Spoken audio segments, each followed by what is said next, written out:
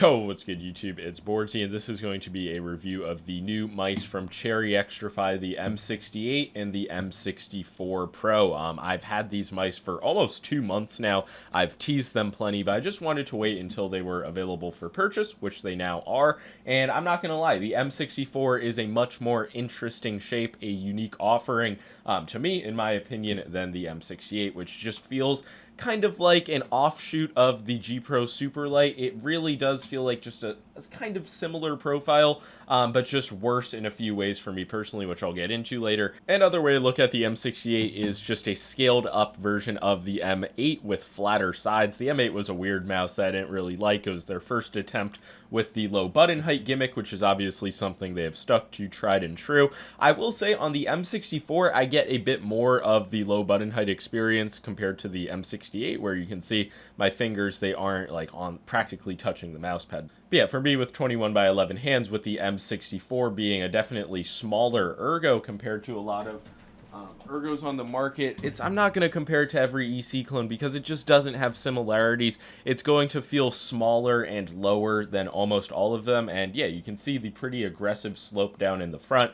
And yeah, I'm sure I'm going to get comments about this. It's just a fucking fingerprint magnet. It literally, like, it just sucks the oil and like fingerprints off of your fingers, unlike other coatings. Like you can see my G Pro Superlight, it just doesn't do the same thing. So this black coating is a fingerprint magnet, and I have used this mouse a ton, so if you do care about that, I would recommend opting for the white coating, which it's similar to the Razer white coating, but it's just not as grippy. You can see the color, it's like not actually as pure white. That could just be like a paint color difference, but yeah, Razer's coating definitely has a bit more like grippiness, rubberiness, whereas the Xtrfy one, it's just a bit more wet and like rubbery feeling. It's not as grippy, but it's a solid coating, and it does not have the fingerprint issue like the black one. I can't say that the performance of the black one was ever an issue, but I know the looks of it is going to cause somebody to click off the video, so there is that.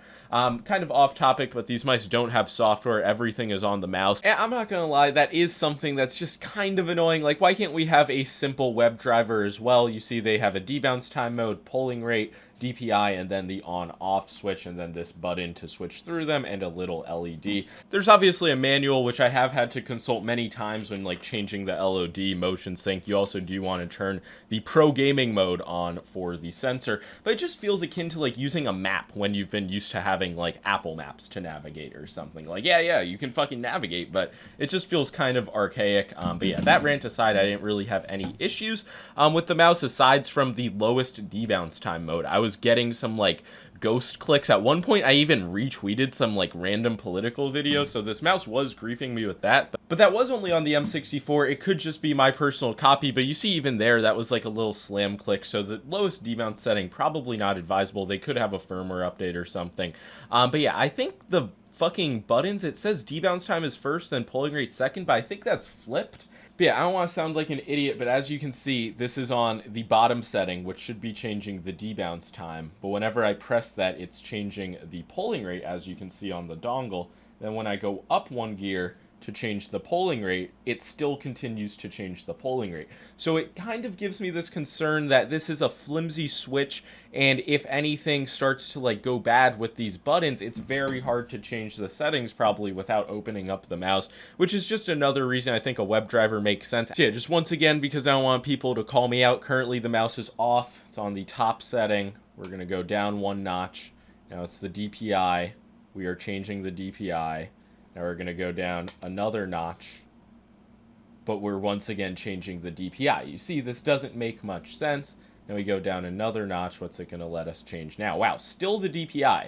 So yeah, this is a legitimate issue, at least on my unit. So yeah, I know that was long-winded and boring, but it's worth mentioning, and I have no idea if Xtrfy does have plans to make a web driver. But yeah, actually using the mouse with the proper settings applied, it was a really good experience. This shape, it's kind of hard to describe because it's different to everything else. People are asking how it compares to like the Rocket Cone series, and it's much smaller than that. And yeah, something like the Wise Owl OGM Pro V2, a mouse I'm going to review soon, it's just a much more bulky, way more filling mouse that doesn't really allow you as much freedom. I'm genuinely surprised by how much I enjoy this M64 shape. And yeah, this shape's obviously heavily inspired by the M4. It has that large thumb groove, but it's not as aggressive, and something about the M4, it was just way too curvy, or maybe I was just too young.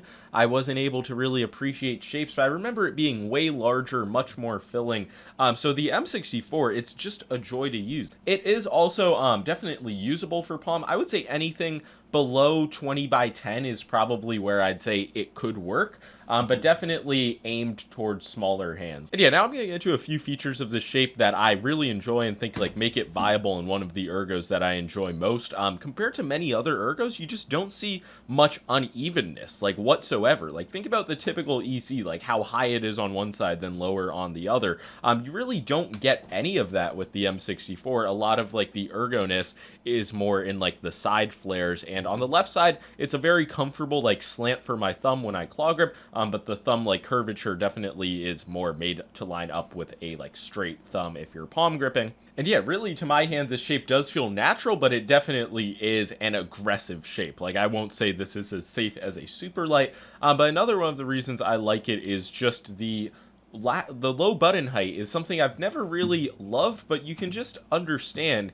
kind of naturally once you feel it, that if you curve your fingers, arch your fingers while claw gripping, it just feels much nicer to have a low button height versus something like the OGM2, which is obviously like on the ridiculously high end. Yeah, for an ergo, this really deviates from the norm. It's not ridiculously high profile, it's not crazy long, but it's also not like super short and stubby high profile, something like the Vaxi Outset AX. So it's a shape that I really do find interesting, unique. It almost looks like a pear from the bottom. But beyond the shape, the rest of the mouse, I'd say it's good, not great. Considering the $140 price point for the 8K versions, a few of the features could probably be tuned up a little bit. The clicks are using the latest batch of Huano Blue Shell pink dots, and the clicks themselves are fast, snappy. I do find them to be a bit more light and spammable on my M64 than my M68, where there is a little bit stiffer of a click feeling, but that could also just be because of the position I click them at. And also the build quality on the M68 is like an absolute tank. Whereas I do have some flexing, especially at this like big thumb groove on the left side. If I squeeze here, like at this like point, I can definitely feel some inwards flexing, but higher up on the shell, like towards the side buttons, I don't really get the same thing. But I would rate the side walls like a 7.5 to an 8 out of 10. Definitely not like 10 out of 10 quality on the M64. On the M68, it feels like it's almost using like a different body design. The build does feel much more structurally sound, but that could of course just be copy to copy variants. In terms of rattling, creaking, anything like that, I don't have issues with these mice coming in at like a 54 gram and a 55 gram weight. So it is a very nice lightweight on both of them. With the M68, it's just, like I said before, it doesn't really move me. Compared to something like a Superlight or a Viper V3 Pro at the same price range, it's a hard mouse to recommend. For me, it just feels oddly wide and like too filling. It just feels like if somebody made a Superlight like flatter, they made it flare out towards the front, and it's just, there's no thinner point at the grip width, really. It's just a fucking odd feeling. And yeah, of course, one thing it does have going for it is that lower button height, but to be completely honest, like I mentioned at the beginning, where I grip on these mice, it's not really like significantly lower than it would be on the Superlight, and it just does feel like there's more presence towards the back of the mouse. It's just not something I'm a fan of, and I think the Viper V3 Pro and the Superlight, you spend a little bit more, and in my opinion, you get a better offering. I'm not saying this mouse is for nobody, but it's just not something I go crazy for. It is a shape that I consider pretty safe and I can get locked in with, but there's not really a lot of room for me to adjust, and it just does feel oddly wide compared to other offerings like in a similar size range. But yeah, that's really that for the M68 Pro. Back to the M64. I guess I'll talk about the weight on this real quick. Like I said, it's 54, 53 grams depending on the scale, and it does feel very well balanced. Like honestly, I've not had any issues when I get a grip of this mouse. It just, like I said before, it kind of feels like you're wearing a glove. yeah, it's really a shape that I feel locked in and comfortable with. It's just an ergo that clicks for me. So of the two Xtrfy offerings, the M64 Pro is definitely the winner. I think the standard 1K version at $100, it's probably, I mean, $40 for an 8K dongle. That is a fucking hefty tax. And another bizarre thing is that they don't have a setting for 2000 hertz polling rate. And as you can see in the documentation, it goes from 1000 hertz wireless to 4000, and that just makes no sense to me. Why do we have 125, 250, 500, but we don't have 2000? It's like, that's just not, I don't want to say a rookie mistake, but it's just like they're not locked in, dialed into the mouse scene.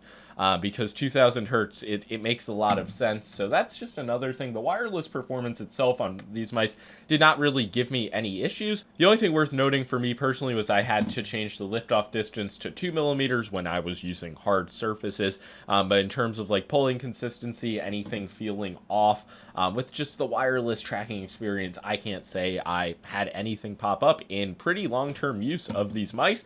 I was not testing at 8K at all times. It was predominantly 4K, occasionally 1K as well. And I do think the implementation is really fine at 1K. So if you do want to like get that cheaper version at $100, it's not bad. But I know they were touting like the best wireless tech on the market, presuming that's on 8K hertz in the lowest debounce mode. That's not something that was usable for my setup, but I didn't have any issues with the wireless experience. I even had this one pre-fire where I really felt like I was one with my mouse. I was able to make the most of my natural like 5 ms reaction time, so there was that. And just in general, this was an experience. Obviously, it is not a perfect, flawless mouse, but I just fucking loved it. It's actually a shape that I enjoyed using. The side buttons are definitely mushier on the M64 than they are on the M68. As you can see, there's a lot of pre-travel, and yeah, there's just no denying they have a mushy feeling. They're still very spammable, like very viable for Fortnite, but yeah, definitely could be a bit snappier, like more well-tuned up, and you can almost just hear the difference. I will do a sound test, talk over it, just realized I hadn't done one of those. So yeah, I mean, that's about all that there is to cover with these mice. There's a few more things, though. I just realized I haven't talked about the main clicks. Towards the top, both of my mice, they do have a lot of wobble. It's not like an actual grinding feeling, and it's nothing that has, like, ruined the experience for me. You can see towards the more middle of the clicks, like, it's not as wobbly in any sense, but yeah, both units have that. So it's just another thing where it's not like pristine top of the line quality, but it hasn't caused an issue yet, but it existing is kind of concerning. And the mouse does charge from the side. I haven't had any issues with this. And yeah, the battery life, I would say, was pretty good. I'm usually able to get around 5 to 7 days of consistent use with a mix of 1 and 4K polling rates before it starts to blink red, and then I just charge it through the side without any issues. So no concerns tech-wise. It's just battery life seems in line with other 3395s, if not maybe a little bit more optimized. The pro gaming mode will obviously take away from that. So yeah, that's going to be about all for these mice. If you have any other questions, let me know in the comments below. In terms of the seal of approval, I'm probably just going to have to hold off. Like, I feel like there could definitely be a more refined version of this mouse that comes out. Like, the M68 is probably not something that I'm going to bother with in the future, but the M64, I would definitely be a fan of a revised version of some sort. And I'm not talking major revisions, maybe just the next batch of this mouse. I do see with the standard $100 version, they do have some different colorways. They might have better coatings, and yeah, those are just better bang for your buck. But $100 for a non-high polling mouse is also expensive in 2024. So that's going to be all for this video. New Xtrfy mice, they are very interesting, actually, like, innovative in terms of shapes when we have seen so much boringness in that department. So that's going to be all for this video. If you have any questions, let me know. Like and subscribe if you enjoyed, etc. Peace out.